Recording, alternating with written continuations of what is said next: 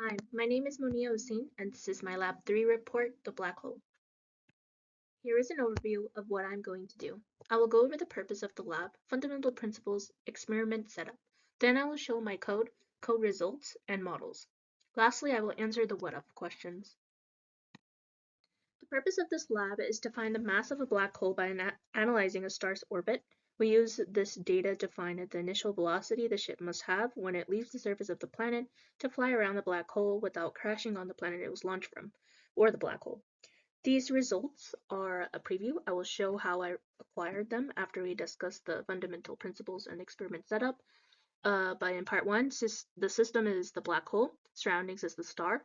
In part 2, the system is the spaceship, and the surroundings are planet and black hole. The first fundamental principle we will be using is Newton's second law, where an object in motion will stay in motion until influenced by a force from its surroundings.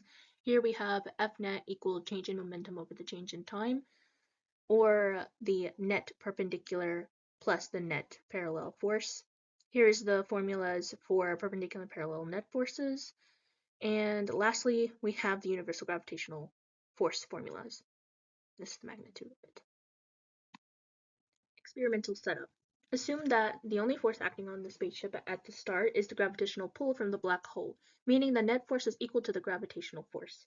Since the force of gravity changes with distance, instead of using an average velocity in calculations, we must use the final velocity. Adjusting the net force in a direction perpendicular to the motion will change the path of the spaceship. First, we will calculate the black hole's mass in part 1 using known values and Newton's second law. Then we will use the mass and test different initial velocities, or plugging in values and checking in this case, to determine the right one for the spaceship. Here's the code for the first model. Here is our known data, and delta t is how many seconds there are in a day. This part is the different ways to write the definition of momentum. We use the gravitational formula here to find the mass of the black hole. And these arrows show the perpendicular and parallel forces that are acting on the object at the time. Here are the results I got from part 1's code. So this is the mass of the black hole, 1.07 times 10 to the 34 kgs. Then we have the magnitudes of Fnet parallel, Fnet perp from the results given by the code. And here we have Fnet perpendicular and Fnet parallel. Through the execution of the program, the magnitude of Fnet perp remained bigger than Fnet parallel. Script code part 2. I replaced the black hole mass with the one we found from part 1. The ship speed is me guessing and checking values that I thought could work, and these values did not make the ship crash. We have the universal gravity redefined a bunch of times to get the values for the net force of each object acting on each other. Then we can calculate overall net force. Here we use the position and velocity replacement formulas for the planet and the ship. So here are the results. The purple line represents the spaceship moving. The initial velocity I found was -5 times 10 to the 6, 8.49 times 10 to the 6. The closest distance between black hole and spaceship I found was 1.64 times 10 to the 10. Possible errors from part 1. The program could have been executed for a longer period of time to calculate a more accurate average mass. The second part 2 errors, the initial velocity was determined by guessing and checking, so there is probably a better way to get a more accurate initial velocity for which the spaceship is closer to the black hole.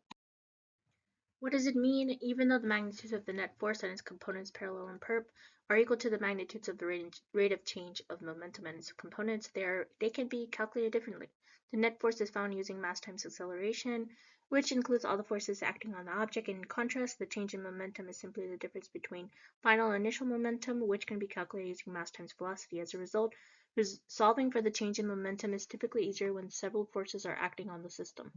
So to answer the second question, after some trial and error, I found that an initial velocity of -2.9 times 10 to the 6, 8.49 times 10 to the 6 meters per second, led to the spaceship moving in an orbit. The x component of this velocity is less in magnitude, which allows for the gravitational force of the black hole to capture the spaceship before it leaves. I tried to get a little closer. I got an initial velocity of -1.0 times 10 to the 6, with the y component still being the same as the first. I got the orbits to be closer to each other and make the black hole central for both orbits. I thought it would be cool to show this. Also, for the codes, I used my GTech email. I didn't show it, and I forgot to mention it as well. But anyways, thank you for watching.